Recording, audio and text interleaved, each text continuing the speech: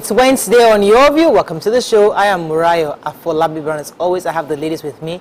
Mariam Longe, how are you? I'm fine, thank you. I haven't been, this is my first day this week, this right? week, yep. I missed the 2 days Nima was here. I felt so bad. I'm like, why did they not put me on the same day as Nima? You've not seen like that, everybody's like, welcome back, and I'm not there. But it's been good. I had a good weekend.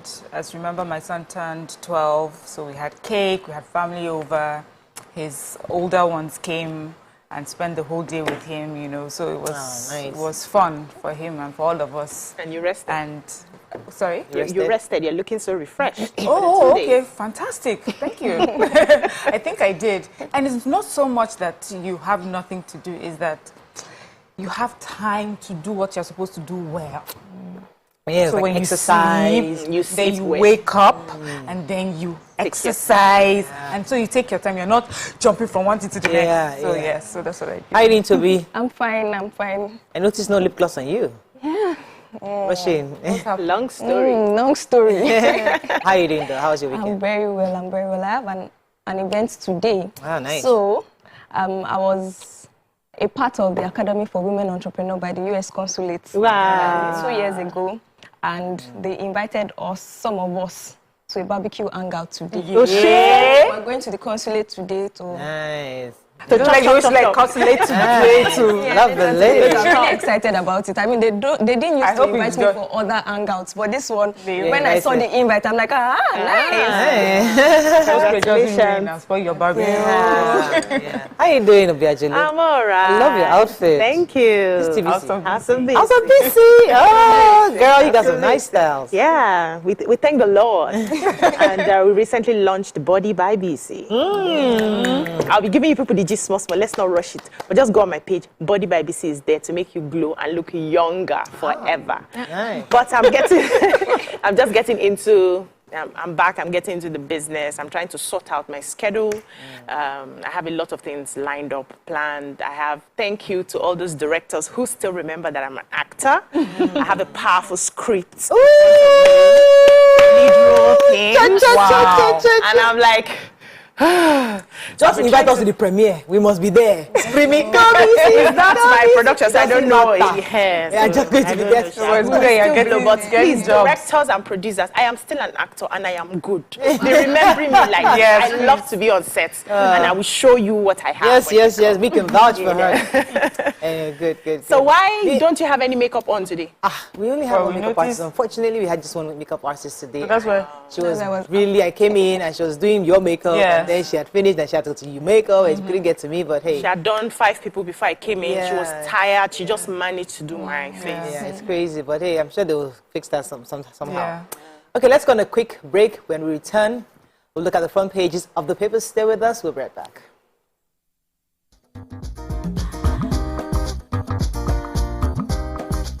Stay tuned. Your View will be right back.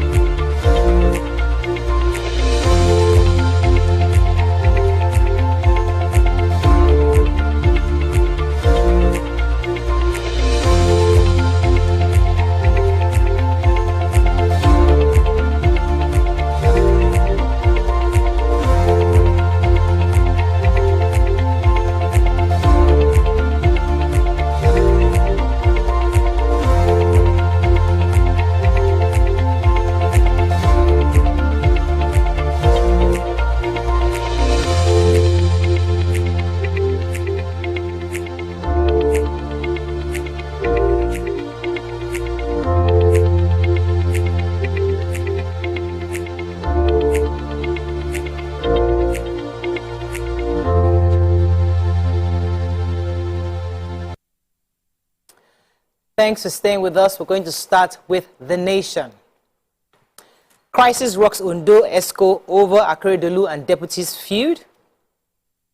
UBA posts 404 billion naira half-year profit. First Lady donates 500 million naira to 500 families in Plateau. Wike moves to sanitize Abuja land administration. Otedola hails Tinubu for resolving the UAE's visa ban and flight suspension. Cargoes for evacuation to decongest Lagos ports. FG targets inflation cuts with 50% fact savings. Flood storm kills over 5,000 in Libya town. Trade between Nigeria and EU grows to 45 billion in euros. Okay, should I start with the major headline? No, let me start with my story. Oh, the picture story. Go ahead. So the First Lady, who is also the national chairman of Renewed Hope Initiative Foundation, has donated 500 million naira to 500 families in in Plateau State who have been affected by communal crisis. And when she saw the governor and talked about how this amount should be disbursed to the families that have been affected by crisis. It's a relief resettlement package. So for those who have gone through the crisis, so either you're in camps, and then you've lost properties, you've lost your shelter, you've lost livelihood. So this money is supposed to help you sort of regain your life back. But I also like what she said. She says that, when these unfortunate crises happen, it's not always the time to come and be expressing just sympathy. That's important. But also to take concrete actions towards alleviating the sufferings of those who have been affected. She says this is just a small way to show her support, like a small support. She's not saying that this amount covers everything, but her way of showing that, we are here with you, we are going through this with you. And she also assures them that the administration of her husband is going to do everything possible to make sure that, it fosters peace, like conversations that will foster peace, not just on the plateau, but all over the country as well. She says news concerning this crisis has reached her and worried her. So I sort of feel heard because, I talk about this all the time. And I love how she's going about it. The governor of Plateau State also says that he's happy that, this is not a woman playing politics with humanity. This is a woman who truly is passionate about alleviating the sufferings of the people. Absolutely. So, okay, moving on now to the major headline. So the protracted feud between Governor Akeredolu and his deputy governor, Aiyedatiwa, took a new turn yesterday because the governor has sacked all the media aides of the deputy governor. According to him, they had published some embarrassing publication that to APC and to the executive as a whole. Also, they said that many of the commissioners and the special advisors are a bit scared because he's going to be resuming work next week, and they're thinking that he might be reshuffling. There might be an imminent reshuffling of the cabinet based on the fact that some of them seem to be working against his interests. They were showing loyalty to the deputy governor in his absence, and many of them actually were doing all sorts of things according to the report that he got to him. So they are already preempting a reshuffling that happened next week. He's currently in Ibadan, his house in Ibadan. He hasn't resumed fully to the government office, but he's been working from Ibadan so far. And once that next week, we'll see how that goes for in Akure. Yeah, so about 5,000 people were feared dead and around 10,000 missing after floods ravaged parts of eastern Libya. Did you see that video? It was horrible. Yeah, so they said major parts of the city of Dena, home to approximately 100,000 people, were swept away on Sunday after Storm Daniel, an extremely deadly Mediterranean tropical-like cyclone, collapsed 2 dams. And they said the dams had to submerge many buildings in the area and drown some residents. A seafront bridge was also washed away as tons of water rushed into the sea. So authorities had to label the area a disaster city.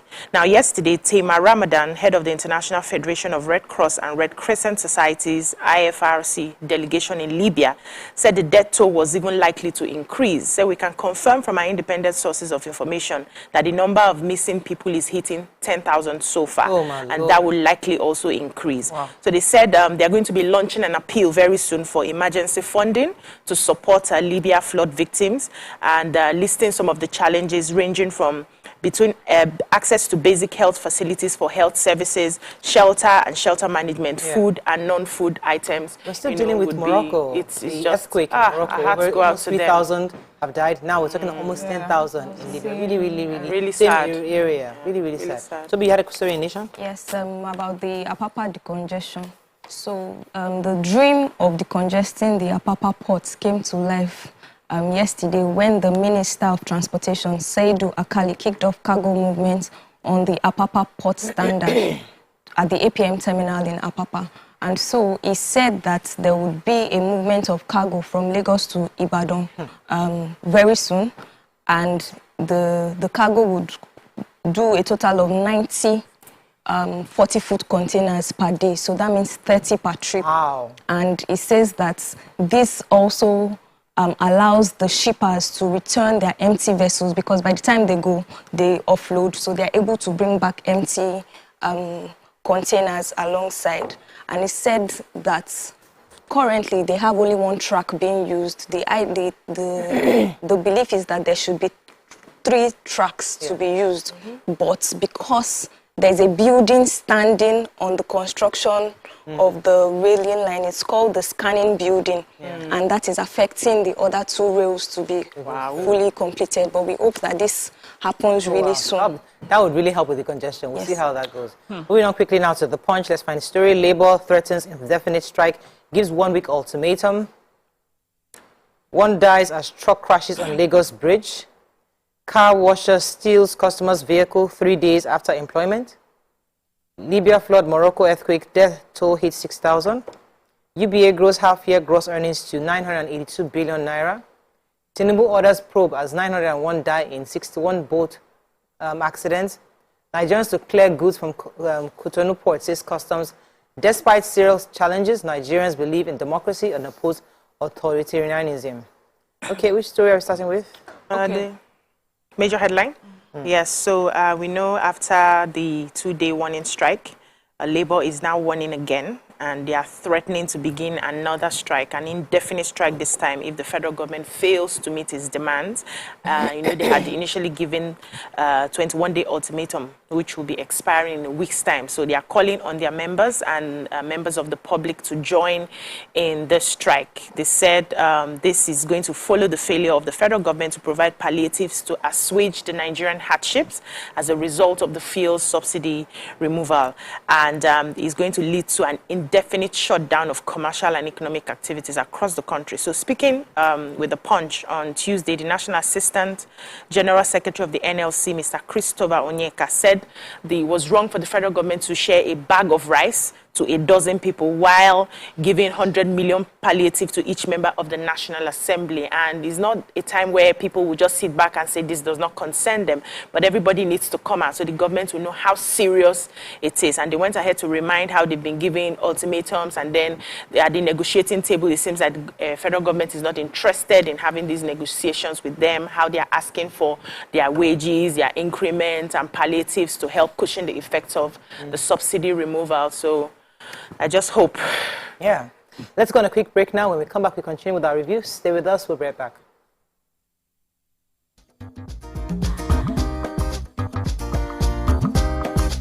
Stay tuned. Your View will be right back. Our new toothpaste, Colgate Maximum Cavity Protection. Why are we changing our toothpaste? Because with Colgate... So, have you ever wondered what happens behind the curtains of a man's mind?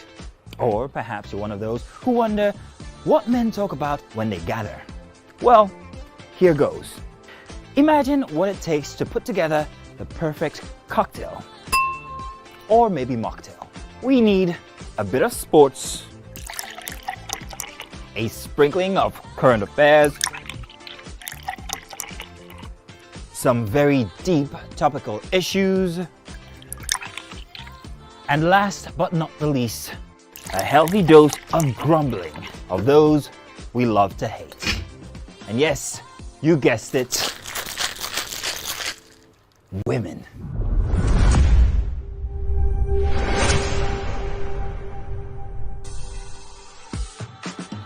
So, if you catch the drift, then you're onto something.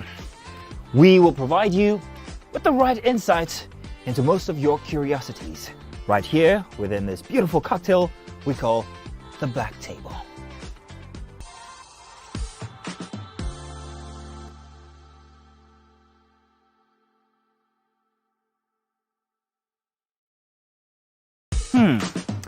So, have you ever wondered what happens behind the curtains of a man's mind? Or perhaps you're one of those who wonder what men talk about when they gather. Well, here goes. Imagine what it takes to put together the perfect cocktail, or maybe mocktail. We need a bit of sports, a sprinkling of current affairs, some very deep topical issues, and last but not the least, a healthy dose of grumbling of those we love to hate. And yes, you guessed it, women.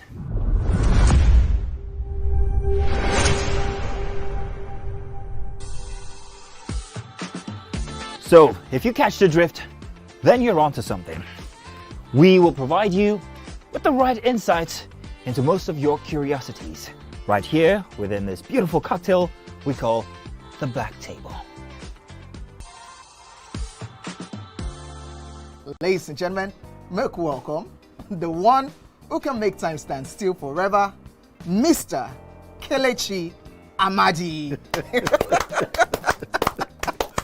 How are you doing, sir? I'm good, my brother. You love that intro, Abby?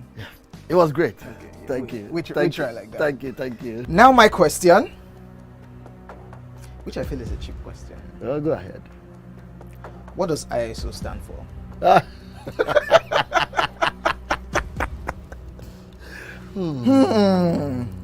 is it.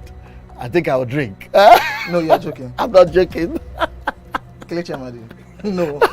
Shay, you didn't whine me. You're whining me now. I think I'll drink. Huh? No problem. Okay. I've always known this as ISO. I never bothered to know what it means. I know what it means, but I never really bothered to know what the acronym is. Tell me the brand of camera that I use, so much so that I even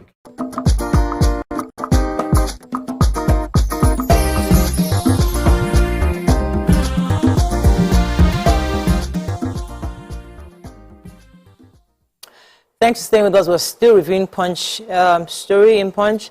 Let me take the customs. So the acting controller general of the customs has said, Customs Service, Mr. Adewale Adeni, on Tuesday announced that Nigerian importers will soon be able to clear their goods from Cotonou, that's Republic of Benin. There was a meeting they had with the representatives from the Republic of Benin in their office yesterday.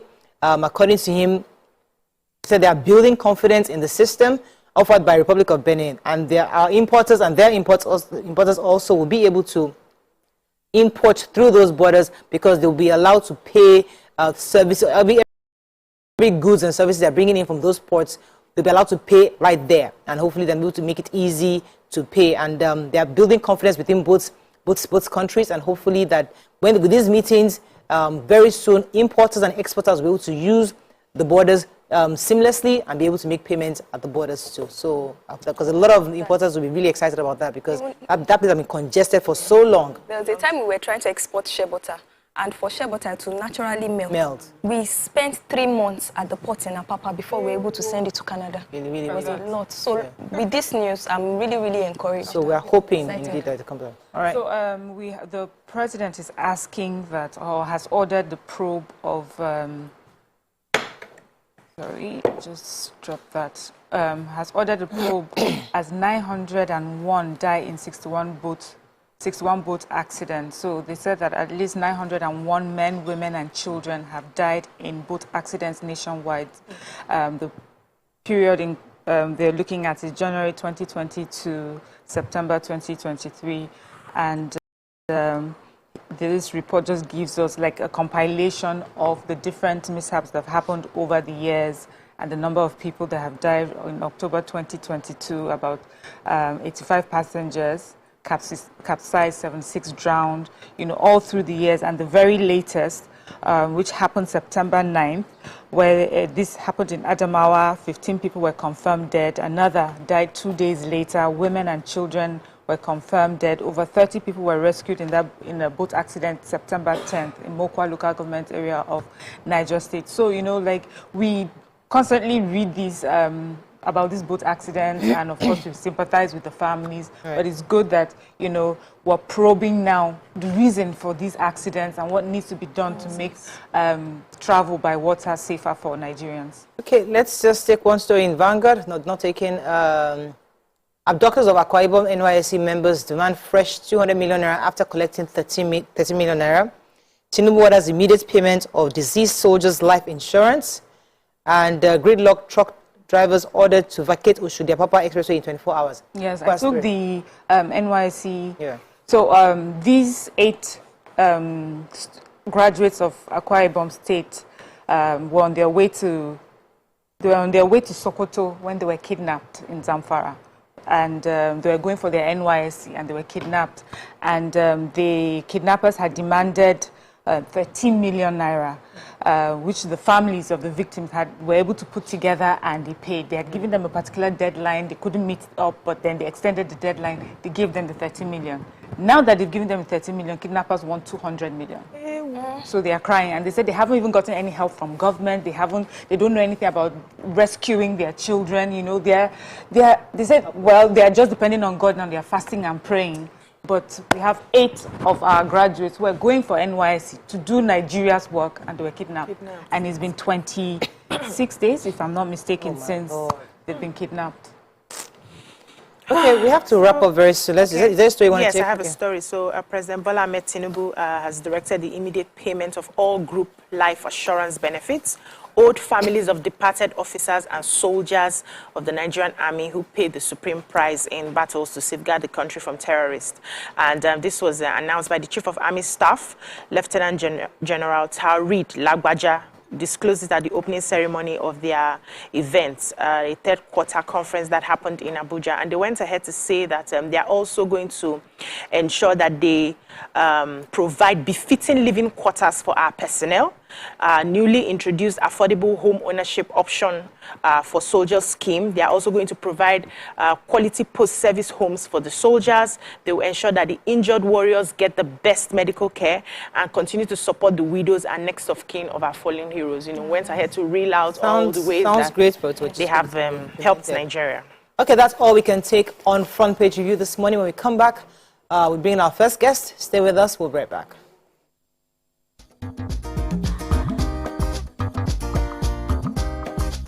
Stay tuned. Your View will be right back. Ladies and gentlemen, make welcome pioneer Positive Force member, dancing queen of the 80s, non-conformist, Afrobeat historian in her right, and long-standing member of the multiple award-winning all-female show Your View, Omoyeni Yeni Anikulapo Kuti, aka YK Power! Ginger, take it. Today we'll go here. Hey, I didn't read you. Are you sure? Ha. I know. I'm not here to answer questions. I'm here to drink. We're in trouble today. What's your age? I was close now. I said 1975. He said 73. He said 75. Fellas wasn't even born in 75. So will I drink half? You go drink. Take. Make I help you. Russian. No be half. Which half? You will make me drink. I'll give you a hint. Lights in no.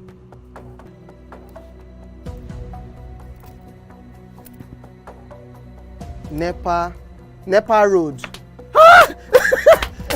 Nepa Road in Abeokuta. First of all, my brain cannot memorize everything. A big black bug. A big black dog. Bug. A big black bug. Oh, sorry. A big. It all starts. Omo fela. Omo Anikulapo Kuti. It's by Audison, it's not by Audison.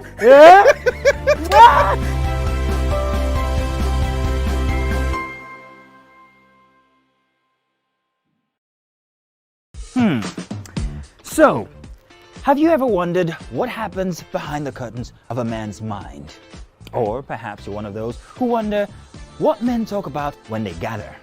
Well, here goes. Imagine what it takes to put together the perfect cocktail, or maybe mocktail. We need a bit of sports, a sprinkling of current affairs, some very deep topical issues, and last but not the least, a healthy dose of grumbling. of those, and yes, you guessed it, women.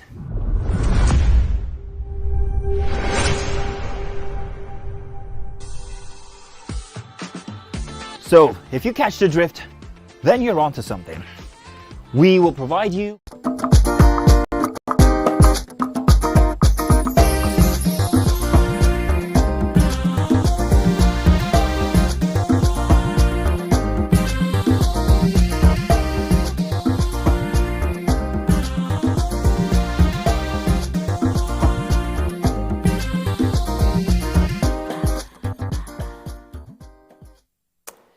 Thanks for staying with us. So the president just recently arrived from the G20 meeting they had in India, and then also the United Arab Emirates lifted their ban imposed on Nigerians concerning traveling. The decision was reached by the president after President Bola Tinubu met with the UAE president in Abu Dhabi on Monday. We'll have with us right now the spokesperson who is going to be sharing with us exactly the highlights of the G20 summit and also the meeting they had in Abu Dhabi. Good morning, Najiri. Thanks for joining us this morning. Good morning, Mariah. Good morning, ladies, and of course, viewers. All right, so welcome back from your trip. Tell us, let's start with the trip to India, the G20 summit, the fact that you took like 30-something industrialists from Nigeria with you. What was exactly the objective of that event, and what are the major highlights? Thank you very much. So, you know, the G20 was really a kind of a book with two major chapters in it. The first chapter was really focused on, you know, the events leading up to the G20, which were significant for the country. Essentially, His Excellency President Bola Ahmed Tinubu went out of his way to very aggressively court new foreign direct investments into the country. He was meeting with industrialists, chief executives of multi-billion-dollar companies across multiple sectors of the economy, and essentially was not just content with receiving pledges, investment pledges from investors, but sitting down with each of them one-on-one, detailing what the potential encumbrances may be in Nigeria for them. Are there any regulatory concerns that they have? Are there any fiscal concerns they have? Whatever their concerns may have been, they sat down with Mr. President, line by line, went through their concerns, and Mr. President went. These are not just pledges. These are agreements that are being dealt with on a one-by-one, case-by-case basis to ensure that those investments hit the ground, that those jobs are created for Nigerians, and that local businesses will benefit from the establishment of these large-scale industries and factories across the country, across multiple sectors of the economy. The second leg of the trip, the second element of the trip, or the second chapter of the book, so to speak, in India, was the actual event itself, which was the G20 summit, in which His Excellency President Bola Ahmed Tinubu had received a special invitation from the host nation, India, from Indian Prime Minister Narendra Modi. And essentially what that enabled Mr. President to do was to deepen his bilateral engagements with his colleague heads of state, but with a particular focus on his economic development diplomatic initiatives. He was, in every meeting, focused in on ensuring that we are encouraging, you know, our foreign heads of state to rally their business people to come into Nigeria, to put those investments on the ground that will create mutually beneficial win-win partnerships for the Nigerian economy. Right. Let me get a few more questions in for you. Go ahead. Yes, so looking at the clips of you know, the meeting, it seems like a very robust meeting, and I'm sure all the intelligent heads would have rubbed minds together, and the fact that the investment is going to be coming into our country is a good one, is a step in the right direction, and I say congratulations. But I would like to know if, you know, this partnership we're getting into, if there are details on how the Nigerian workers, how many of the Nigerian workers will be employed when these companies start working, and how the Nigerian workers will be protected, because some of the companies mentioned already have their businesses practice here, and we know that sometimes the multinationals who come here to do business do not treat our people well. Did you present our, people as part of these negotiations? Yeah, thank you very much for that. So yes, there are a few issues to unpack there. Let's first of all look at the actual investments that were secured in India and why they're relevant. You would recall that we have had in this country a company known as Indorama that deals in petrochemicals, fertilizer production and the like, cited, it just so happens to be cited in my local government of LMA, local government of River State. Multi-billion-dollar facility, housing thousands of Nigerian workers, employing them and the like, and obviously paying major taxes, both state and federal. Now, what had happened was, in their unique case, they had had some regulatory issues that needed to be worked out in the amongst the oil and gas regulators. And in effect, it got to a stage where it required presidential intervention. So when it got to Mr. President's table, he called the GCEO of NNPCL, Malamele Kyari, to his office and said, look, this is the to a major investment coming into the country and a major expansion of both job creation as well as new tax revenues. I want this dealt with, and I want it dealt with within the next 21 days. That was the timeline that he gave the GCEO of NNPCL. Within 2 weeks, all of the bottlenecks had been removed. As a result of that, the Indorama has now pledged an expansion of nearly $8 billion just because of that single personal presidential intervention of President Bola Ahmed Tinubu with respect to the Indorama investment. So that's one of the major investments that we secured in India. Secondly, a major steel producer, a multi-billion-dollar steel production conglomerate known as Jindal Steel and Power Company Limited, has pledged $3 billion in phase one. This is something that can scale up. But in phase one, pledging $3 billion to establish a new steel production and iron ore processing factory in Nigeria, right? So obviously you're going to have thousands of jobs now created both directly and indirectly due to the establishment of that facility as well. Yeah. We also have a $1.6 billion investment coming in from a company known as Skipper Seal Power Company Limited, essentially a major multi-billion-dollar power company that deals in electric power generation, but through the provision of solar energy. So what they do is they provide, I said electric, I meant solar power. What they do is they're providing 20 new 100 megawatt solar powered power generation stations across the states of northern Nigeria that will come to about 2,000 megawatts in total. That has obviously major multiplying impact on the Nigerian economy through not just the provision of direct jobs, but obviously through the provision of new energy that will energize the economy of not just the north, but of the entire federation. So you have several investments like that will have the direct effect of the direct jobs created in those facilities, as well as the indirect jobs created by the facilitation and patronage of MSMEs and local vendors in these communities across the country. Ajuri, you've used two words interchangeably, secured and pledge. Which is it? Because Nigerians are confused. Are these deals being secured, or they are just mere pledges for now? Yes. So now, where we are now in the process is that the president has secured the top-level pledges from the chief executive officers of these companies.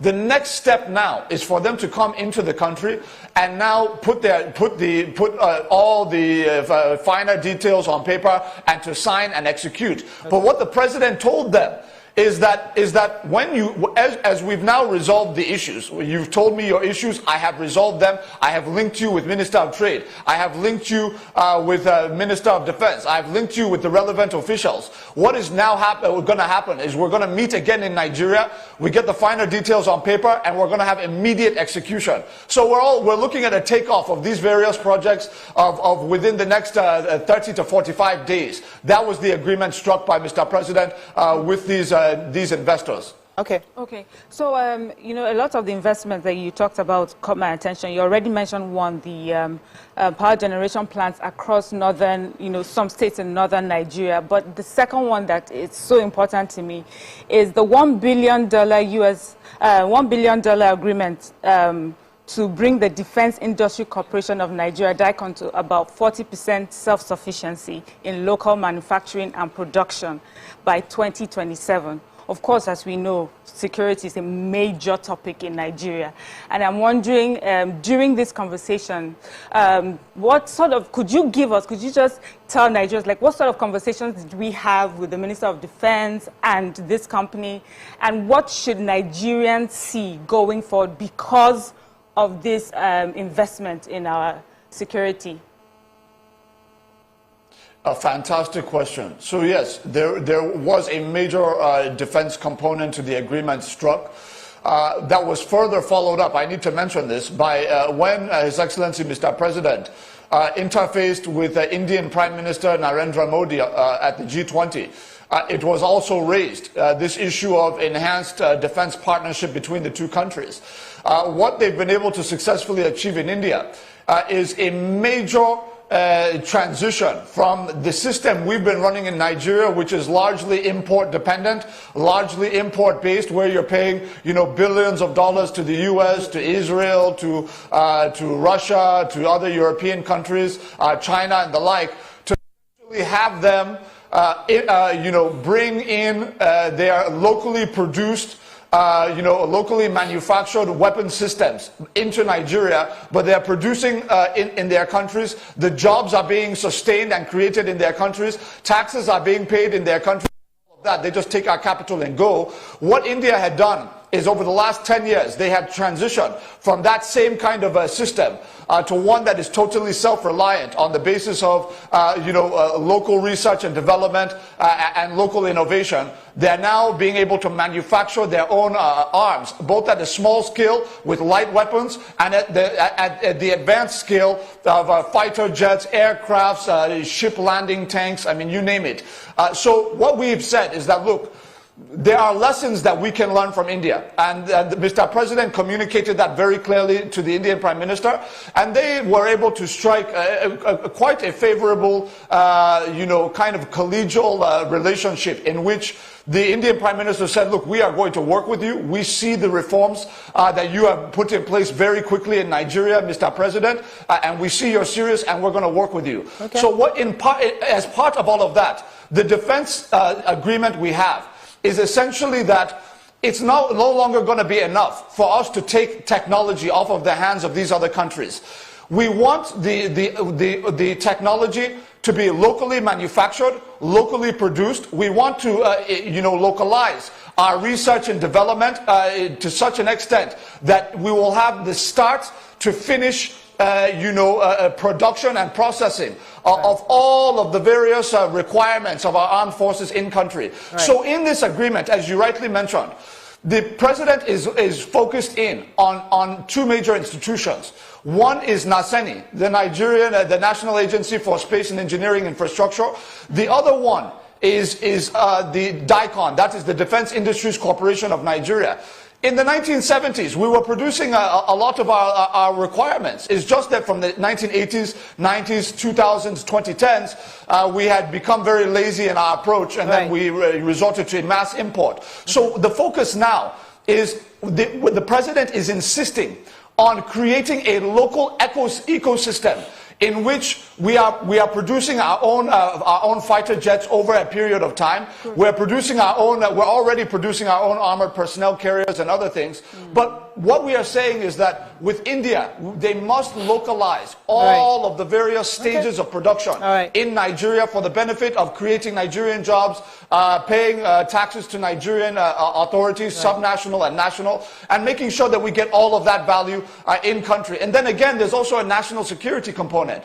When you are able to locally innovate, it's more difficult for other countries to know what your capacity is and what your capacity is not with respect to your capabilities on the battlefield. This is where we want Nigeria to be within the next 10 years or so. All right, go ahead, Toby.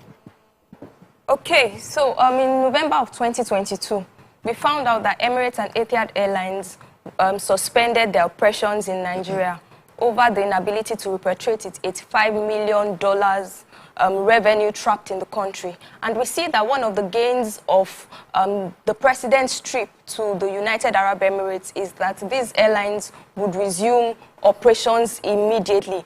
And the statement went on to say that Nigeria wasn't going to be involved in any immediate payments to these airlines. Now, how was that possible? Knowing fully well that, yes, we agree that the president is a master negotiator, but we would like to know the processes involved, because one would naturally think that pay the debt first or pay the revenue first before operations can go on seamlessly. Yes, thank you very much. So, of course, His Excellency, Mr. President, is a man who values his time appropriately. He's very efficient with the management of his time. He knew that he had an opportunity of a technical stopover. Why not take maximum advantage of that and get some official business done on behalf of the Nigerian people? And that's what we saw in the United Arab Emirates. A standoff that has lasted several months in just 24 hours of His Excellency Mr. President's presence. But we also don't want to preempt a process that is currently playing out. You currently have cabinet officials on both the sides representing both countries, working out the finer details, putting pens to paper, and we don't want to get too far ahead of that. So we'll allow that process to finish before we get very, very specific with respect to the details of what those interventions and investments will be from the UAE into the Nigerian economy across sectors. But we can say that the visa ban has been dealt with. Nigerians can look forward to business ties being restored across the two countries, and of course, this is going to have a major impact on Nigerian, economic actors, both from small-scale business to medium-scale and large-scale industry. But what we've said is that these things are give and take, right? You don't just go and collect favors. You also have to give an assurance that our visa processing system must be modified in such a way that we have better diligence done on applicants who are seeking to go to the UAE. We want the best of our citizens traveling abroad, people who will represent us well, going to study, going to do business, going to be proper brand ambassadors for Nigeria and other countries. So we've assured the UAE that we are going to ensure that the worst elements, the few bad eggs that spoil all of our collective name, that we do a better job of filtering them out before they have a chance to enter into some of these other countries. Okay, so I feel like my first question was not answered, but I want to believe, because what I wanted to hear was how the Nigerian worker will be protected in signing of this, documents for these companies to come and work here. I didn't get that clarification. However, I just want to believe that when you people are fine-tuning the partnerships, you would decide what the Nigerian worker will be paid, the benefits they're supposed to have in line with what the international workers will be paid as well. Just, make it seem, make it robust for the Nigerian worker, not to be exploited. But I also wanted to ask, I know that we like foreign direct investments. We're looking for USD, Forex up and down, and, this is good. But where does this place the local manufacturers, especially in line with these businesses that we have? What sort of support will they have? Do you think they can compete favorably with these big international companies coming in? So this is really the beauty of Mr. President's design, is that he has ensured that these investments are complementary to the Nigerian worker, to the process of localization in terms of local content, and to the process of supporting Nigerian MSMEs, medium-scale industry, and large-scale industry. You would recall that His Excellency Mr. President at the CEO roundtable in New Delhi, who did he bring to the table? The president of the Nigerian Chamber of Commerce, the president of NASIMA.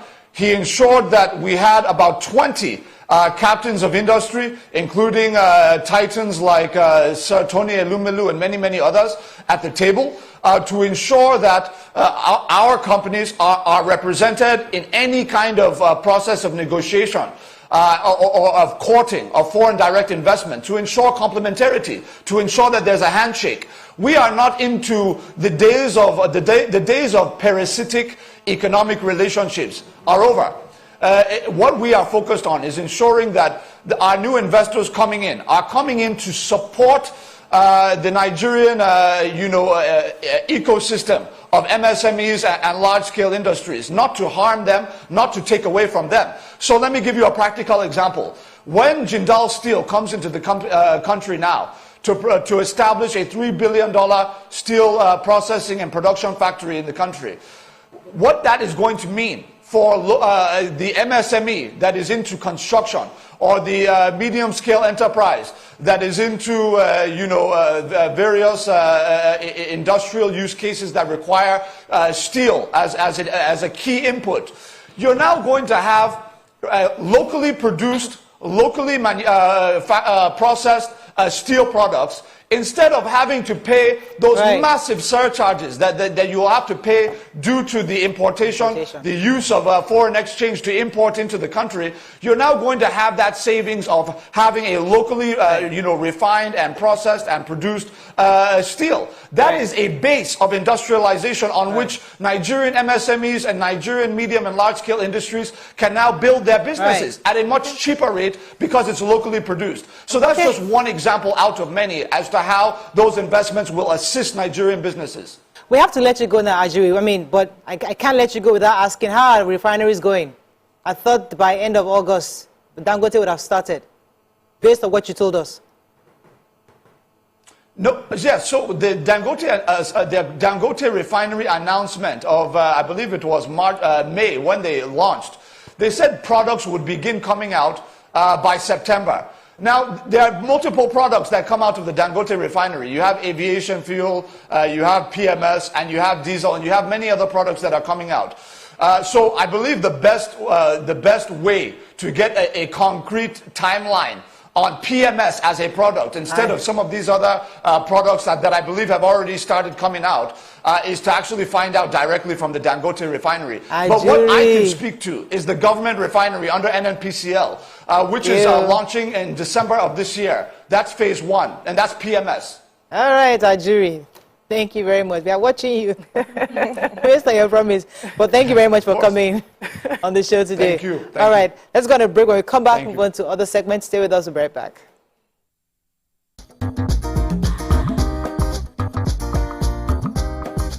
Stay tuned.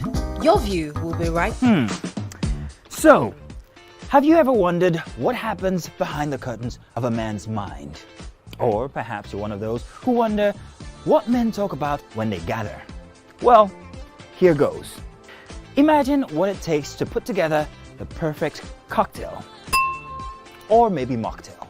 We need a bit of sports, a sprinkling of current affairs, some very deep topical issues, and last but not the least, a healthy dose of grumbling of those we love to hate. And yes, you guessed it, women.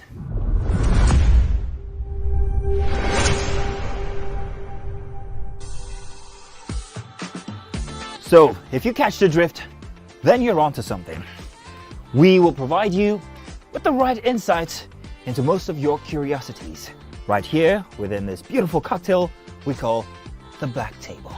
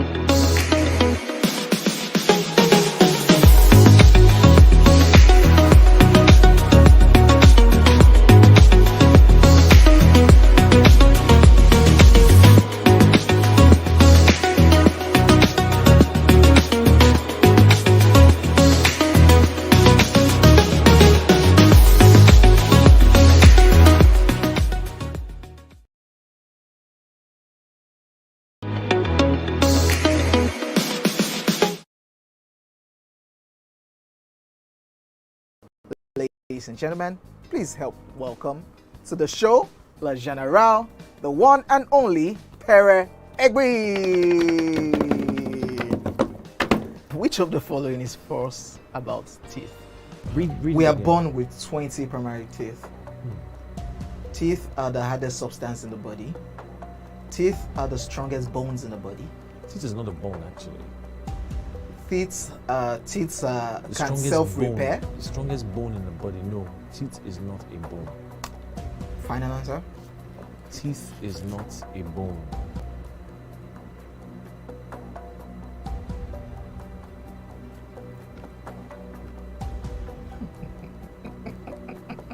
You know what came to my head now?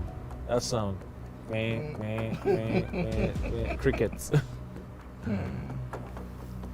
So, editor, you can put that cricket sound there. You can still put it down too.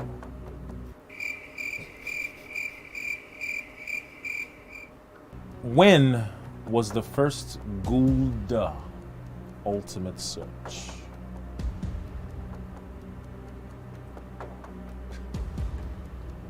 Editor? Don't put any cricket sound. I'm talking. Okay, Pere. How many times has Ghana qualified for the World Cup? 5 times. Hey, you can't do that now. That's what it is. Wait. Calm down. Why are you like this? This is...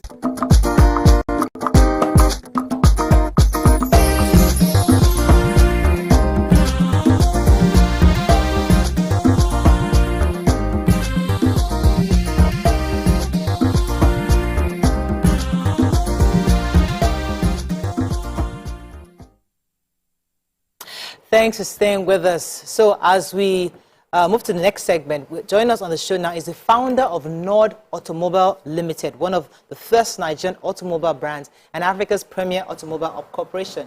He started his career at Mercedes-Benz Nigeria, growing very fast to become the head of division of vans and later co-founded Jet Van, an authorized dealer of Mercedes.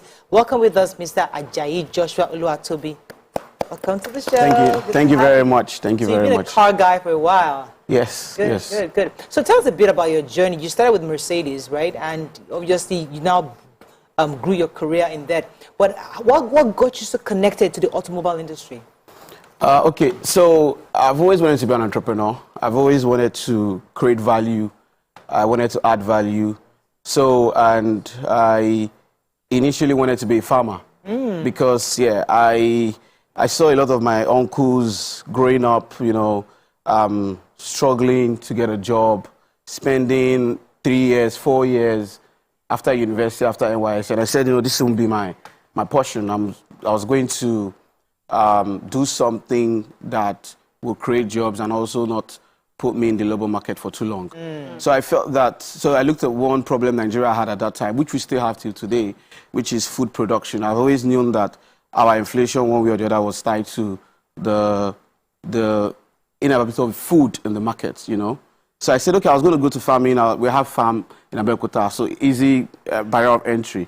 But NYSC happened, and I served at Mercedes-Benz Nigeria in Lagos, and I liked the culture. It was really good. It was just very different from the kind of experience that I had schooling in Nigeria, in Nigerian University. So I said, no, I like how I'm being treated here, and that's how I left the farming.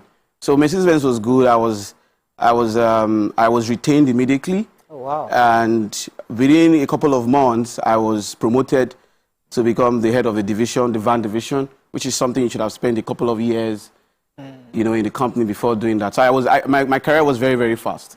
And from being the head of division, I was 24 at that time. Wow. I was the youngest in Africa and Middle East at that time. Oh, wow. And so after that, I started Jet Van, like you mentioned. From Jet Van, I saw the need to start our own vehicles. I just felt that why are we always buying foreign-made vehicles? Why are we always buying vehicles from Japan, from Germany?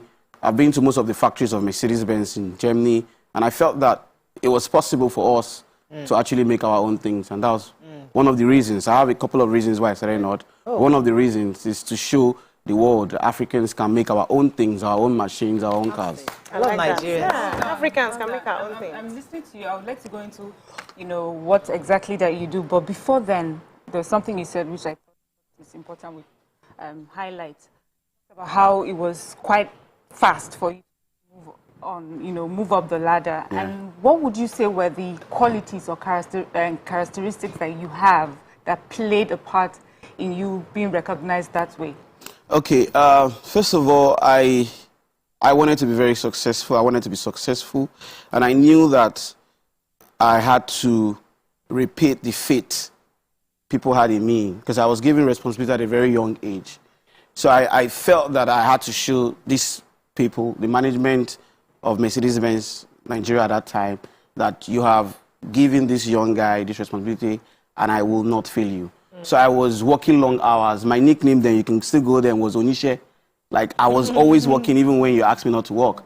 Okay. And at that time, like I said, I just enjoyed it. But what happened was that, I'm knowing that now, but then I was just working. What happened, I was training myself into a machine. I was becoming really good at every aspect of the business. Okay. From the finance, to the operations, to the sales. I was just getting good in everything. So you made yourself indispensable. Yes, exactly. So, and that was why I was promoted quickly, and that was why I grew very fast.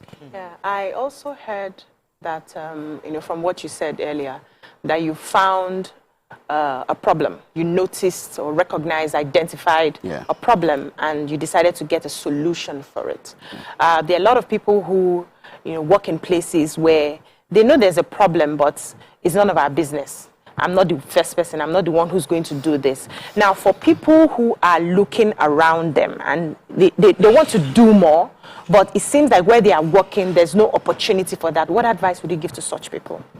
So I think that one of the advice I will give people, young, because I'm still young, I'm just 35, is when you are given a role, when you're given something, even if it's not the most impressive role, even if it's not, some people like the shiny roles. They want the role in the front of the camera, they want the role. Just do your job. Continue to create solutions. Yes. Continue to find answers to the problems around you. And people will notice. It might take time, but people, those who are running the organization, those who run that entity, are going to notice one way or the other that whenever I give this guy a job, he does it. Extra. Regardless of how simple or how difficult it is, he does it. And soon, that role that you want, that position that you want will come to you. So I think, maybe because I'm the firstborn, I don't know, I've always been, because, Nigeria is Nigeria. I grew up in Nigeria. There's always one problem or the other, here or there. So I had to grow up solving problems. So I think before I was even out of my teenage age, I was already used to solving problems. If you come to me today and say, there is this problem, I realize the problem, but I already move on to solution. What's the next What's the next thing? What can we do? Then we can analyze the problems later so it doesn't happen again. But immediately, I move on to the solution. Yeah. Go ahead, Toby. Toby. Yeah. My name is Toby. Ah, namesake. And I feel like Toby's have won. When God was creating us, he just said, you be excellent. Yeah. So, I agree. Yes, you mentioned exposure, right? So, in your story, you said you wanted to become a farmer, but where you were posted in NYSC changed the game for you. Yeah. A lot of youth will probably think that exposure doesn't really matter, because if you weren't posted there, you would have still been a farmer. You may have been, in fact, you would have been successful. I think I would have been successful. Right? Yeah. But it changed your mindset. It changed a lot of things about how you even viewed life. Yeah. Right? So can you speak to the youths who think that it's okay to just remain at that space where you are without being optimistic about life?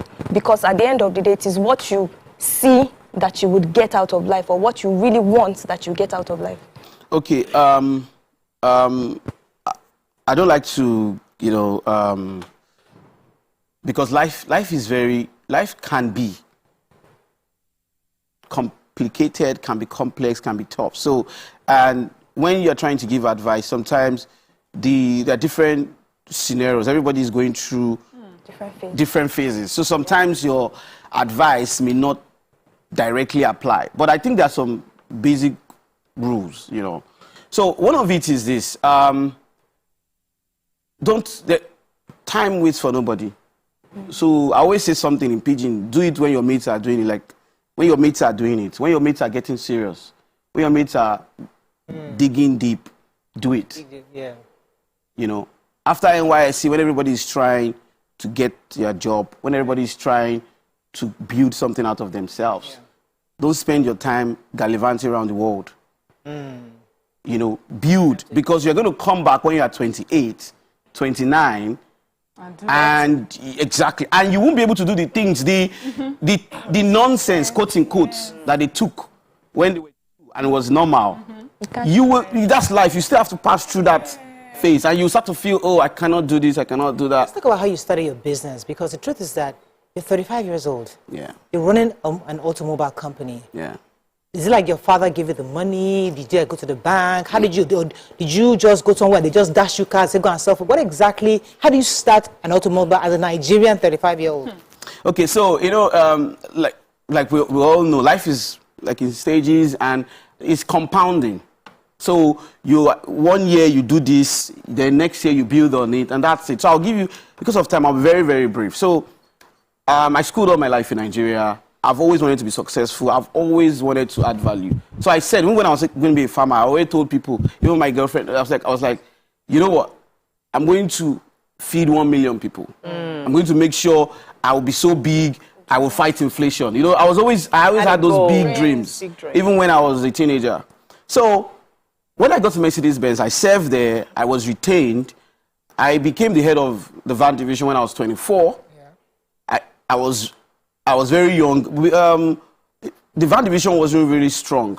But when I was there, we moved the market share from less than 1% to 7%. Wow. We sold 10 times more vehicles than we've been selling before when I was the head of division. So that brought a bit of success. Nigeria won the best sales or best country when I was head of that division. You see, so after that, exactly, then I saw the opportunity to start to co-found a dealership of Mercedes-Benz with some people. Okay. Those people wouldn't have invested, or the opportunity that exactly. Yeah. There are a lot of stories, but I'm trying to summarize it for you. So you're diligent to your work. Exactly. You saw that and then I was 26 when somebody gave us. The person invested 1 billion naira in 2015. Wow. This was when dollar was maybe 160 or so. That's about $5 million US. Wow. So this young guy was 26 years old because they've seen something. I just sound like this. If you don't hold $5 million, you know they hear them. I just sound like this. $5 million. That was a long time ago, even, you know. So you can imagine how much is touching your heart right now. So somebody is asking if you are married, though. I'm married. I actually forgot my ring at home. Oh, I'm married. He's married. Hey, of all the conversation here, the marriage matter. Yeah. Like you need to wear. You need to wear the ring. Wear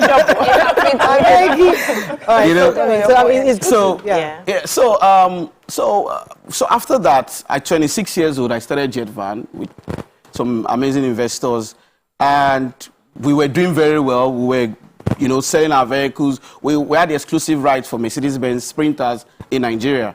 I'm responsible, without sound humble. Modest, yes. Yeah, with some modesty. I'm responsible for the popularity of the Mercedes-Benz Sprinter in this market, in the Nigerian market. Yeah. Nice. So after that, we were doing very well. Everything was going well until the naira lost some value. People couldn't buy the Mercedes-Benz as much as they could anymore. So that was one of the reasons I said, you know what? Why are we always trying to buy Oyibo things? Why can't we control our own factors of production? Why don't, we already have some advantage, which we don't even realize. Land is relatively cheap in Nigeria. Labor is relatively cheap. We also have very smart people, So these are two major factors of production, so you can bring that in and have a competitive advantage. Bring it in and your price is good. And that's one of the things that I thought about. And it was story for another day. Then I started a nod. So to ask your question, how did I get the money? So being head of the van division, then I got investors for Jet Van, made some money there, then I left. Because at that time, the investors didn't want to come with me. They were wondering, okay, can we do this? Can we not do this? So I left. I had 100% of the company. I had some money. I started with that money. Then, of course, the money dried up. Personal funds. My personal funds. Bam. I like that. So the money dried up within a couple of months, you know. Then I went to a bank. But let me mention, I went to Sterling Bank. You know, Sterling Bank decided to, okay, we like this guy. I was in Lagos. So everything has to, you know, it's not just... You're not supposed to mention, bro, because they didn't pay us. Oh, I'm sorry. But I just wanted people to understand the process. how the process... I was in Lagos Business School then, you know. So people saw my dream. Like I said, people knew that this guy was hardworking in the rest. Let me ask something. So I see people who come and they say they want to start a business. Yeah. And I ask, okay, what do you have in your hands? And they say nothing. And I'm wondering, so if you cannot bring out what you have, you cannot invest in your own self, how do you expect me to invest in you? And I hear now that's why I highlighted the personal funds that you invested, because you believed in yourself and you were able to put everything you have. When you present your case to somebody, they will say, okay, for this person to put what they have, that means they believe in themselves and it's easy for them to support you. So, you know, I know you don't like giving advices, but anybody can pick on it and work with it. What do you tell people who are really interested in doing something and yet they don't trust themselves enough to put what they have? Unfortunately, I have to go on a break. Oh. When we come back, we answer that question and then take a few more questions. Stay with us, we'll be right back. Thank you.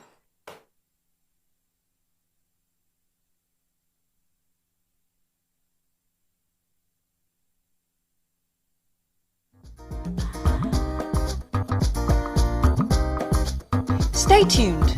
Your View will be right back. Doubt and fear doesn't occur at the canvas, it shows in the canvas. It shows the conation of raw earthen material slabbed, stroked and molded at a pace provided by the doubt and fear. Every move weigh in the struggle of one to the other, merging the past to the present, brushstrokes of colors seen but not known. For when the wailing stops, the pieces settle down in abject beauty erected for a century of a century. Speaking, advocating, protesting as the arts are meant to be.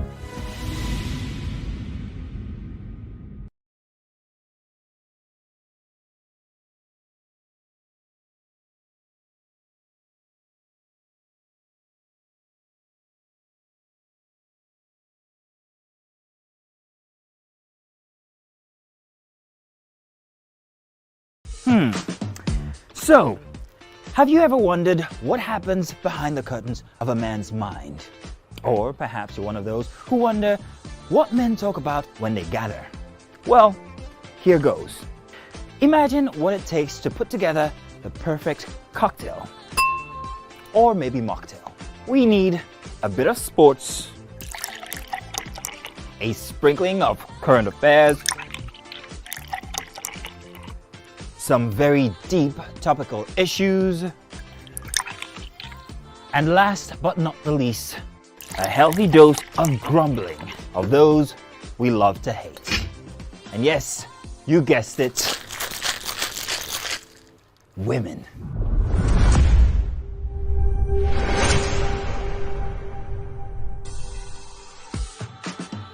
So, if you catch the drift, then you're onto something. We will provide you with the right insights into most of your curiosities, right here within this beautiful cocktail we call the Black Table.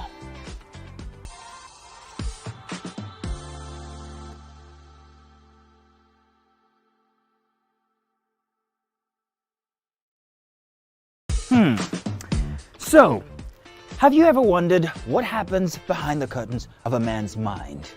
Or perhaps you're one of those who wonder what men talk about when they gather. Well, here goes. Imagine what it takes to put together the perfect cocktail. Or maybe mocktail. We need a bit of sport.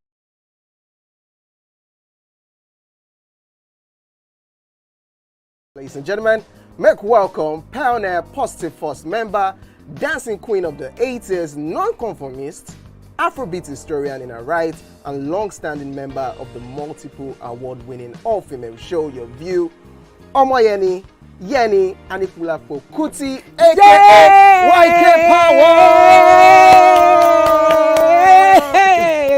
Ginger! Yeah, take it. Today we'll go here. Hey, I don't read you. Are you sure? Ha. I'm not here to answer questions. I'm here to drink. We're in trouble today.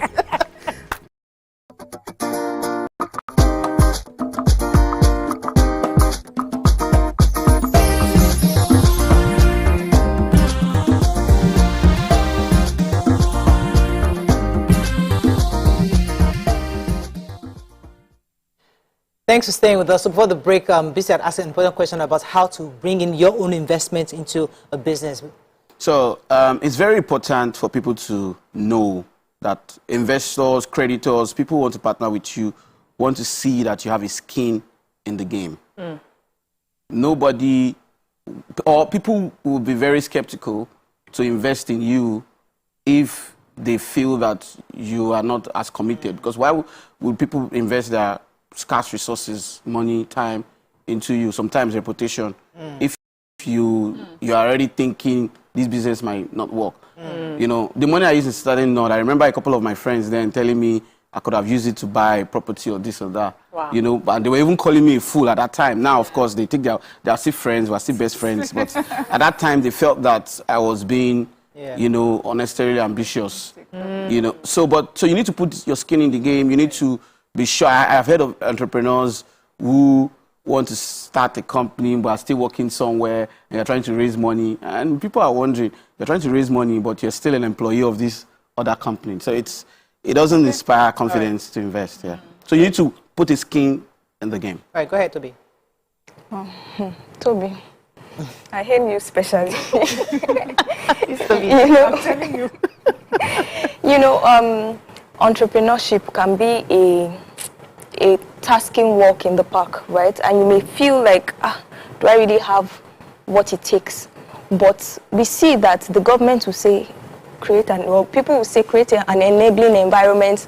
They want the government to create an enabling environment. So what are the challenges that you faced as an entrepreneur in Nigeria? And how can the government help such situations, especially for other entrepreneurs that watch this interview today and are saying that we want to do this, but a lot of things are limiting us? There are a lot of challenges in Nigeria, a lot. So I'm just going to pick one or two because of time. There are a lot of challenges doing business in Nigeria, and some of them are very unnecessary. They shouldn't be there in the first place. And we talk about trying to create jobs, but a lot of these challenges actually take out jobs, you know. So one of them is, I'll mention maybe like two or three. One of them is, in my industry, for my sector, is inconsistent government policy. Right. I think that's number one for us. Inconsistent, like, it's not about the policy here. It's how inconsistent it is. Today you are saying this, next year you are saying this. So it demotivates investment. People, especially my sector is very, very capital intensive.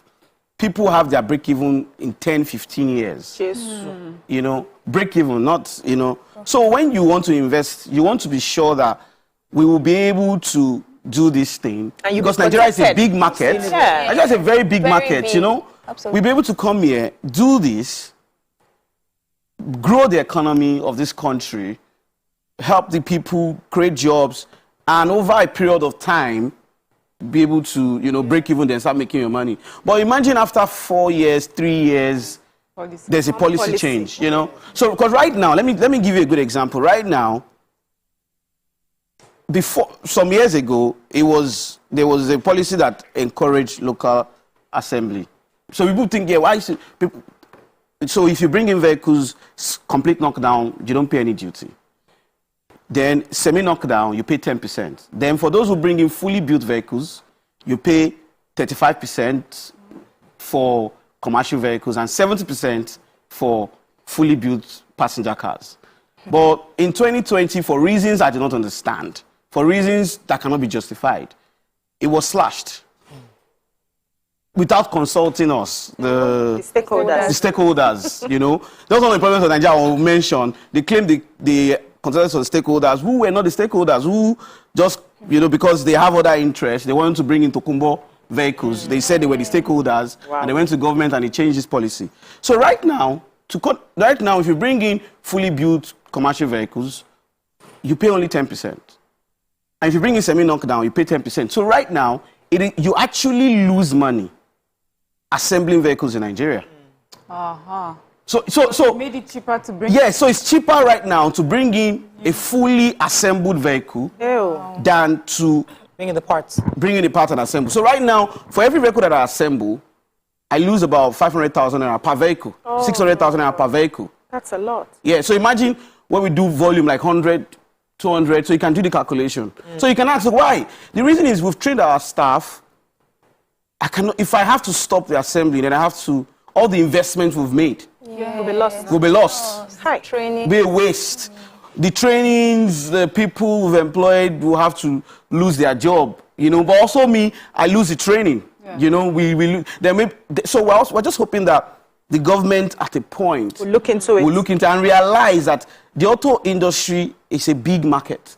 In Germany, for example, they call it the mother of industries.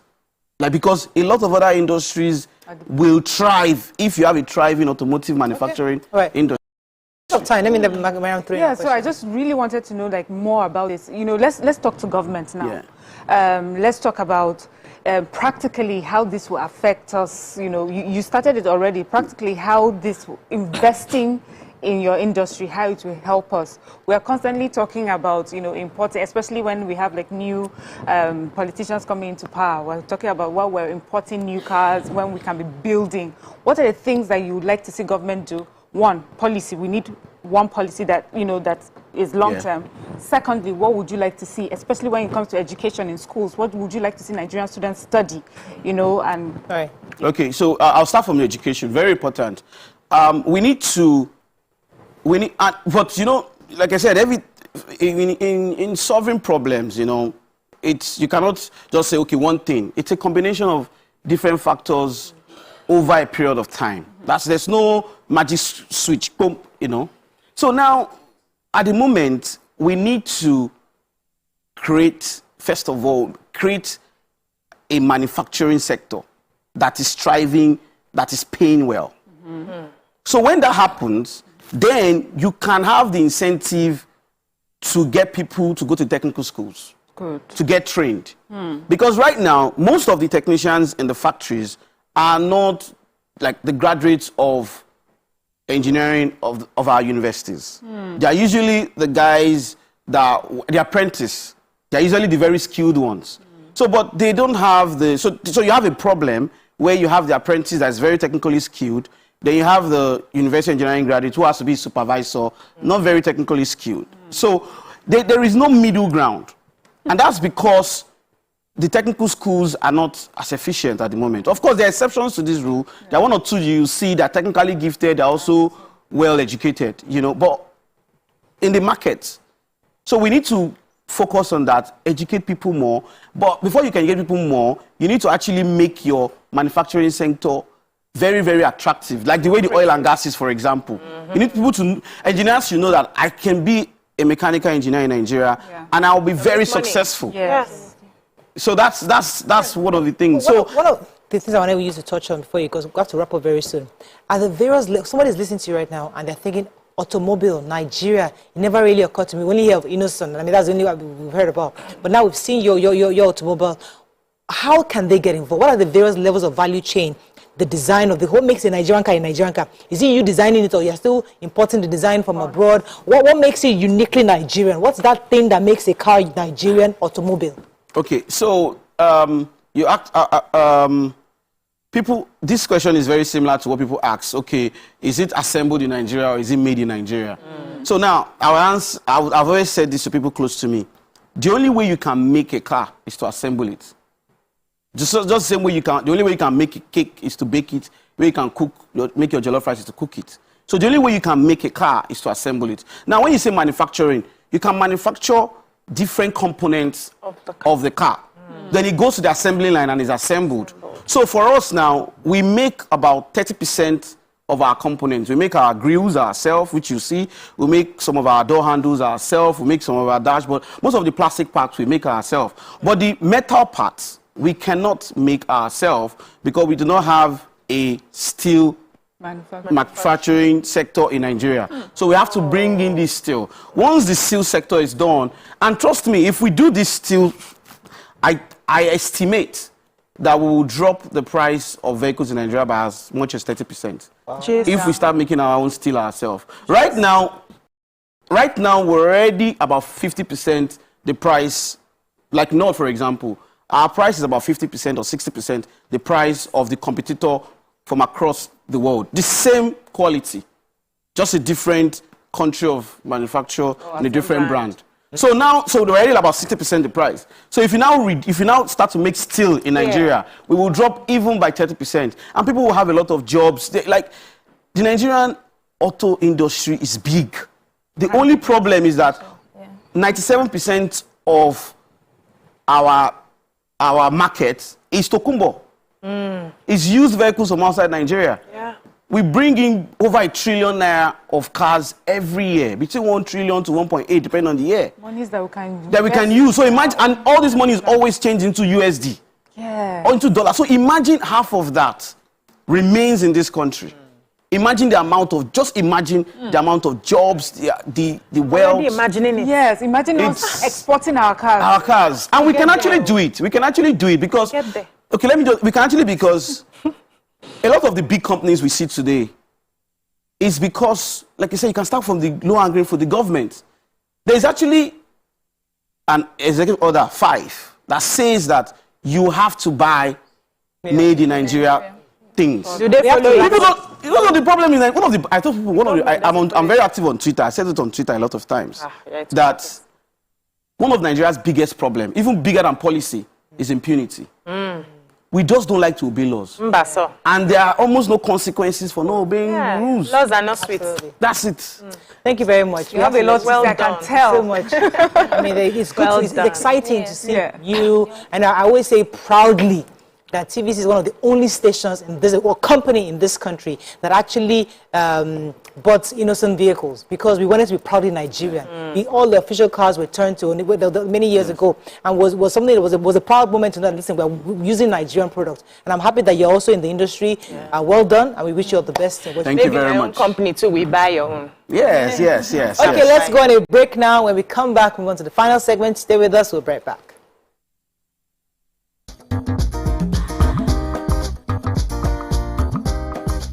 Stay tuned. Your View will be right back. Ladies and gentlemen, make welcome the grand comedian of the Federal Republic of Nigeria, Gbenga Adeyinka the First. OJ right here, 7 of 7, like you already know. Gbenga right here, 7 of 7, like I'm beginning to know.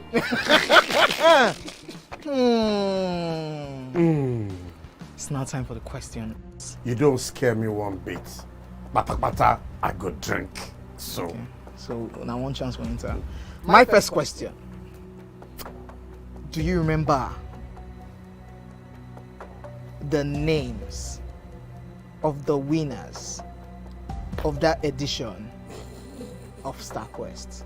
Of course I do. Why do you? And I hate myself for this, because I have this question for you. Final question. No. Where outside Nigeria and what year? Think you're the only one that can be wicked. I am thinking, because I know back in the day. Don't think. Answer my question quick. You are thinking too much. I don't like it. The UK. Final answer. Okay. I said, God, please, let me to perform outside Nigeria. Wait. And God gave me a trip, a show in Ghana. Drink, my friend, drink. I don't overthink this thing. See where I can. Yes, you overthink them. I would say you should catwalk. Let's catwalk now. Where are we? No, that's not catwalking. That's good talking.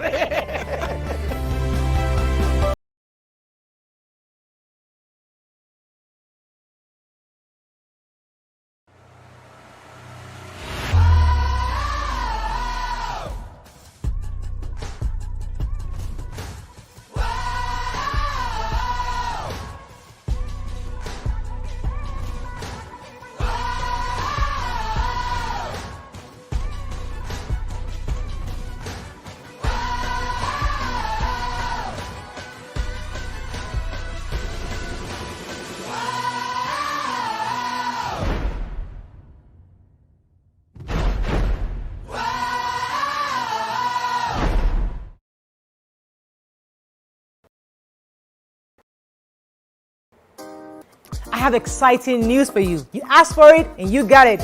Your favorite breakfast show, Your View, will be going to 2 hours. We're going to have in-depth analysis of the newspaper review and more conversations on the hot topics. The ladies of Your View and I will be stirring up our guests to get in-depth into all the various topics, and you, our viewers, will have the opportunity to call in and share your views. After all, it's Your View. Join us on Your View, 9 a.m. to 11 a.m. for a fantastic conversation. Don't miss it. Ikechukwu Sunday Okonkwo, aka Cross. Now your intro without one. Wow. So there's a name that thing that's. I'm just drinking because you say I should drink. There's no particular answer. You think it's only that can be wicked? What's the answer? Subterfuge. Eh? Yeah. They claim you did, but you said it just happened. That And it's called what again? Subterfuge. Subterfuge. Subterfuge. So you look me finish from head to toe. You look at a person who go know what to be called subterfuge. Yeah? The nude wasn't like a game plan. Or... I promise you, it was actually a mistake.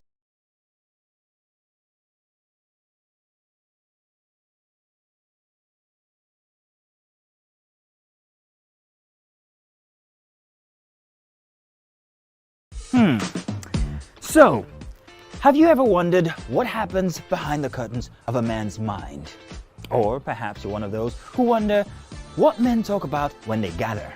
Well, here goes.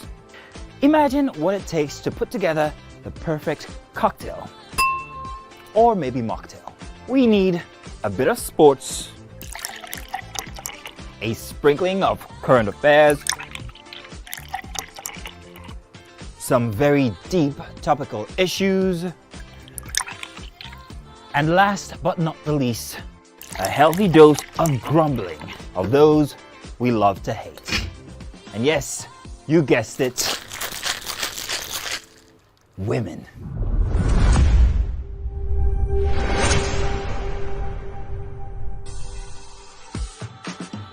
So, if you catch the drift, then you're onto something. We will provide you with the right insights into most of your curiosities, right here within this beautiful cocktail we call the Black Table.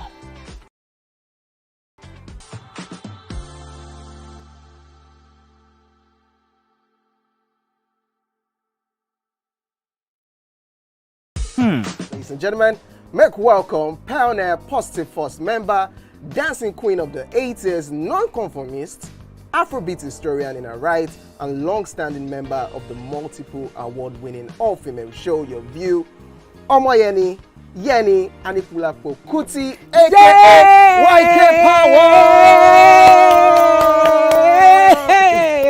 Ginger! Yeah, take it. Today we'll go here. Hey, I didn't read you. Are you sure? Ha. I'm not here to answer questions, I'm here to drink. We're in trouble today. Wait till your age. I was close now. Eh? I said 1975. He said 73. He said 75. Fellas wasn't even born till 75. So will I drink half? You go drink. Take. Make I help you. Russian. No be half. Which half? You will make me drink. I'll give you a hint. Lights in no.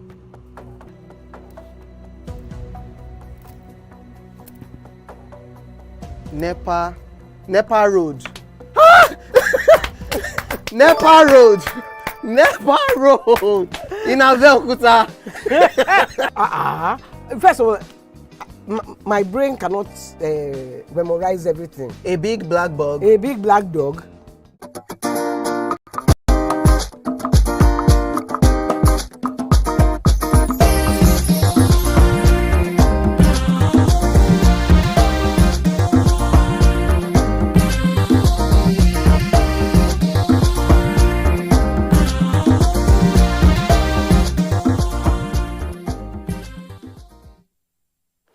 Thanks for staying with us. So one would have observed that in the last couple of days, it appears there have been some scarcity of PMS. Many filling stations are not dispensing fuel. While many are not running optimally, queues are being observed in most parts of the city. We have with us Yusuf Lawa Uthman. He's the National President, Nigerian Association of Road Transport Owners, NARTO. He's speaking to us from our Abuja studio on the reasons why some of these anomalies still persist despite full deregulation of the downstream sector. Welcome to the show, sir. Good to have you, Mr. Uthman. Thank you. Good morning. So we've observed in the last few days, there's been some kind of queues in the filling stations. Could you give us an idea why this has happened? Well, I want to believe that it's not unconnected with the high cost of diesel in the country. Although I'm not competent to speak about fuel scarcity as far as Nigeria is concerned, but I can speak about the distribution which our members do for the country. In the last few weeks, there has been a scarcity of diesel, and by that scarcity, the high cost. Today, diesel is about 950 at stations around Lagos, and probably 960, 70 around Maiduguri, you'll have about 1,000 litre. So the transporters that distribute this petroleum product across the country are, having a hard time because of the operational cost. And to cap it all, the government just recently introduced 7.5% VAT on diesel. So this is one of the reasons why diesel has gone up. And of course, we are transporters and we're business people. And this business is done with a view to make profit. So if you deploy a truck to do the runs that you normally do as it is today, you will not be able to make anything. So you don't have any option than to take a position and wait. So probably this is the reason why you don't have adequate number of trucks to distribute the petroleum product across the country. So last week I stumbled on a Guardian analysis, and they said that about 318 billion losses are made monthly from this petrol, this PMS, and that because of the rising cost of the dollar, which is about 920 right now, the landing cost of the PMS has actually gone up to 728 per liter, but we're still buying at 500 and something. Could you confirm to me exactly the landing cost right now? And is there a form of subsidy still going on somehow? Can that be confirmed? Well, again, I'm not competent to talk about landing cost because it's the purview of the government officials. But I can confirm to you, yes, due to the high cost and scarcity of dollar, the pump price should have gone up. But because government has a reason for doing what it's doing, the pump price remains the way it is. If you look at other parameters, you will of course believe that the pump price, the way it is not reflective of the parameters that normally jack it up.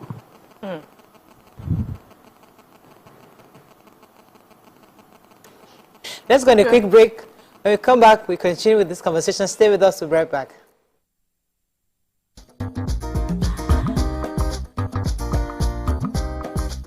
Stay tuned. Ladies and gentlemen, make welcome the one who can make time stand still forever, Mr. Kelechi Amadi. How are you doing, sir? I'm good, my brother. You love that intro, Abi? Yeah. It was great. Okay. Thank you. We try like that. Thank you. Now my question, which I feel is a cheap question. Oh, go ahead. What does ISO stand for? That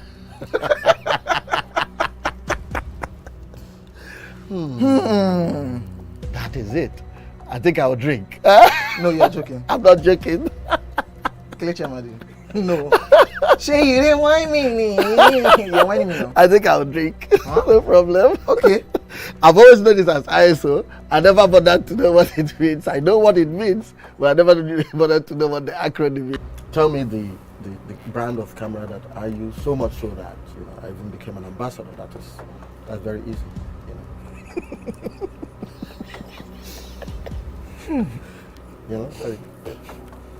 It's out there. It's supposed to be, yeah. I just said, look, I give you this one as a token of my appreciation. Sony. Drink!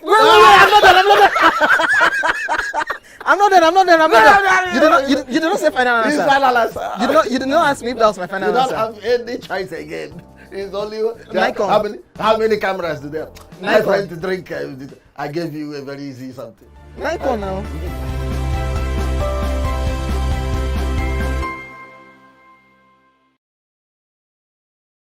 Greatest successes, the ratification of the 24th. And gentlemen, make welcome pioneer Positive Force member, dancing queen of the 80s, non-conformist, Afrobeat historian in her right, and long-standing member of the multiple award-winning all-female show Your View, Omoyeni, Yeni, Anikulapo Kuti.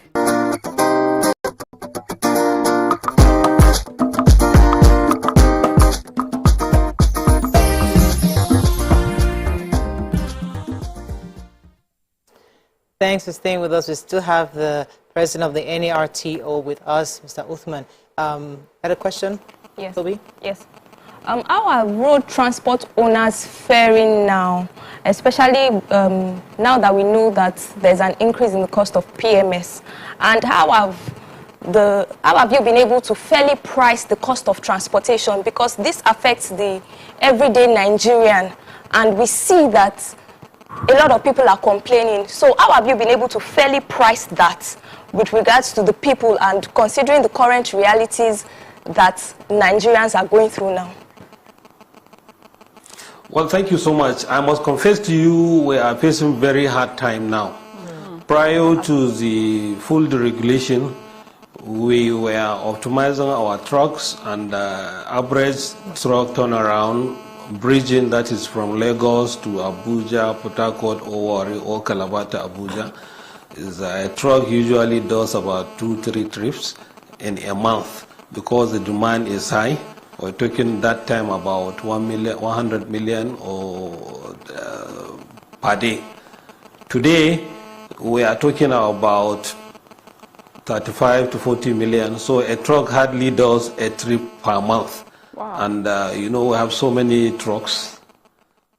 So many of our members purchase trucks, so we have so many trucks. So as we speak now, we are operating about 30% of our usual operation.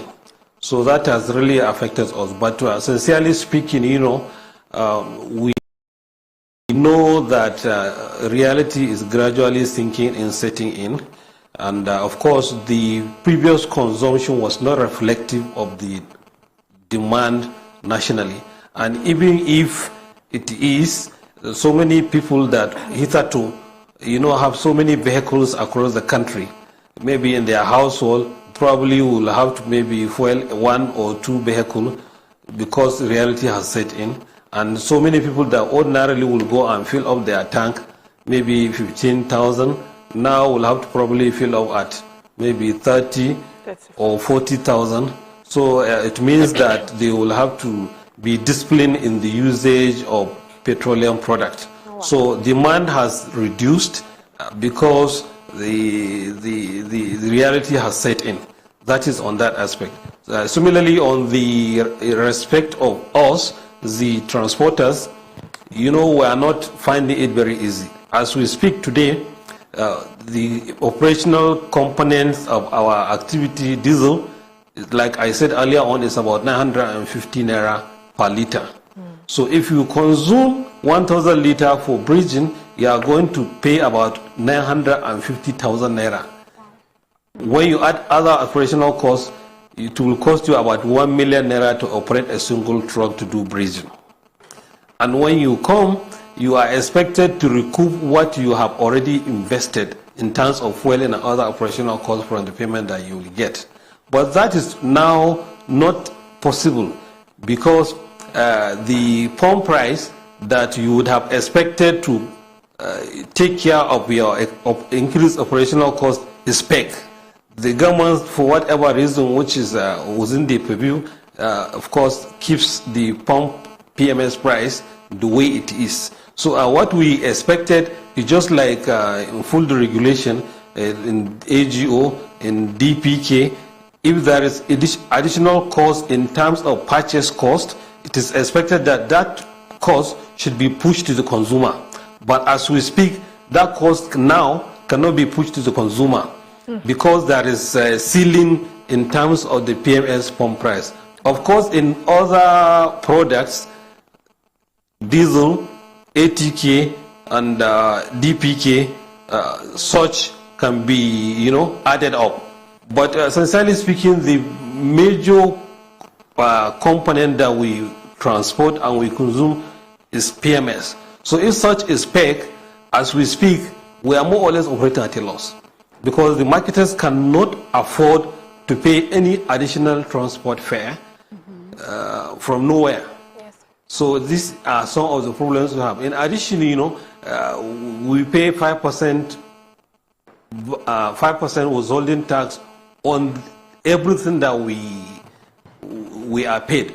And not taking into cognizance that even if, for example, Lagos to Abuja, you pay 1.4 million for a transporter, and such a transporter probably expends 1.2 million, he has a net of 200,000.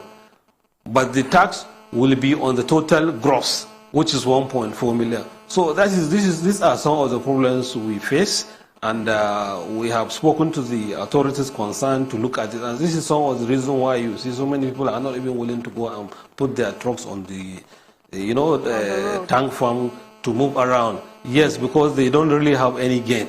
And also, what is not helping us, there are so many marketers and transporters who hitherto have outstanding payments with Nigerian midstream, downstream petroleum regulatory agency, still with them. Now, more than 100 days after the regulation, they've not been paid and no plan on ground to pay all those debts. So many of these issues are now culminating to where we are today. And the fact of the matter is that this fuel is distributed in Nigeria 100% by trucks. And these truck owners are sick by virtue of what they experience. So if we have called now the attention of the authorities, and we expect that because the government is a listening government, they will address these issues and avoid any unforeseen circumstance. Thank you for, just clarifying it. We see, a lot of us, when these policies happen, it's usually the consumers, we scream and cry. We also forget that on your own side too, these are people's livelihoods and it's affected seriously. But, the government has been talking about lots of palliatives across board. Is there any sort of palliative you think that can help, your industry right now, and also will reflect positively on the demand for your services? Yeah, what we expect and we want the government to do as we speak right away is to ensure that the Midstream and Downstream Petroleum Regulatory Agency pays marketers, truck transporters, their outstanding bridging allowance. 1. 2, government should immediately remove the 7.5% VAT on diesel, because they just put the VAT on diesel, and that 7.5% VAT has added about 40 to 50 naira on the pricing. Now, government can decide for whatever reason to tax people to meet its own commitment. However, if that tax is not translated or transferred to the consumer, is hanging somewhere to the person that is giving you service, then there are issues. Just like I said, the pump price of AGO probably at 950 could probably come down to maybe 900 or at something. But now that you add it up to 950, and we cannot add it to our transportation. The marketers cannot add it to transportation because the PMS, as we speak, has a ceiling problem. So somebody somewhere has to take care of that. So what immediate solution for now, pending all that clarification, is to ensure that that added weight of 7.5% BAT on the diesel should go, maybe temporarily or I don't know, pending the time we have some stability in the system. Because right now we are suffering, and gradually people will continue to park. Before you know, you'll not have anybody to give you the service. And we don't want to park. But whenever we park, every transporter that parks for a second, it loses money. Yes. Because we have other commitments. So many people have finances from other areas. So anything that affects us, we're not like unions and whatever, so go on strike or whatever. We're business people, we're investors. And we believe governments listen. So while as a palliative, we want the government to give us, to influence, to go and have a look again at that 7.5% BAT. So that's one. Two, also to look at the outstanding payments with the midstream and downstream agency. What it can do to send the money outstanding to the marketers who will eventually pay the transporters. Who are you engaging in federal government? Who are you talking to, and how far discussions been ongoing? Well, we've just written to the Honorable Minister of Petroleum Resources. Of course, we don't want to bother him because he's just trying to settle in. And it's not an issue that will create any wahala, but it's just to alert him. This is the looming danger. We want him to come in and ensure that issues are resolved before they get worse. Thank you so much. Because in any case, we have adequate fuel across the country that is not being utilized. So it is not an immediate danger. But if I'm doing business and I don't have any gain, I'm not compelled to continue to do it. And nobody else will do it apart from me. Okay. For now.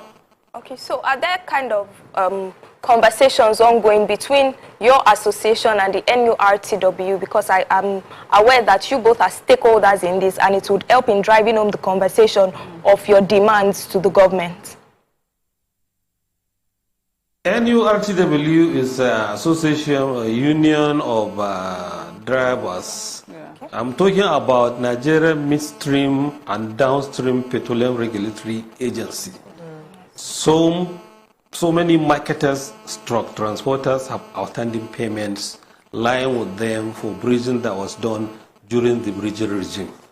Now, 100 days after the full deregulation, these monies are still outstanding. They are paying some small, but does not reflect what is being owed. Thank you so much, sir. I think I can let you go at this time, but it's good to just get your perspective, and I'm happy that you started engaging government on this. This is going to affect a lot of Nigerians, especially the fact that they can't get fuel to the filling stations. But I hope that the next few days, you're able to get this resolved. Thank you so much, sir, for joining us this morning. It's my pleasure. Thank you. Coming to you guys, I mean, I don't know, you tried to get fuel, right? There was delay. Which station, which area was this? Alongside going to Bega. It's amazing how these things affect everybody. We forget that these are everybody's. It's a chain. Yes. So if one part of that chain is not being serviced properly, it would affect us. Everybody. In the end, it's still the customer that will bear the brunt. Either we don't get the service, or when we get it, it's too expensive. You know, things like that. Prices are not even the same. So you have $585, you have $590, you have $575. The north is totally different. Yes, totally. Even in Ibadan. Has always been. Even in Ibadan, it's very different. Sunday, that was when I noticed the scarcity. There were a lot of, because we went to the mainland on our way back, we were just thinking we'll just park and, fill up. And we started driving from one filling station to the other. Everything was locked. We were lucky to find one around Lekki that we now finally got fuel. But I hear that a lot of people are still not able to get fuel till now. Pay them their money now. We have to wrap up, but I must also take this opportunity to remember the young man, 27-year-old young man that recently died. He's an artist. That's the Mohbad. Many of you already know him. It was really, really painful that he passed away yesterday. Very young. He is a very popular artist, and his family has sent a message saying that they would like to get some privacy at this time. According to them, they said that, trying to read the exact quote from his family members on what they said that it is with great sadness that we confirm the passing of Promise Oladimeji Aloba, PKA Mohbad. Mohbad was in light until the very end, and as we mourn the loss of this brightness, he carried the family, thanks you for their love and prayers, and asks that you continue to respect their privacy during this difficult time.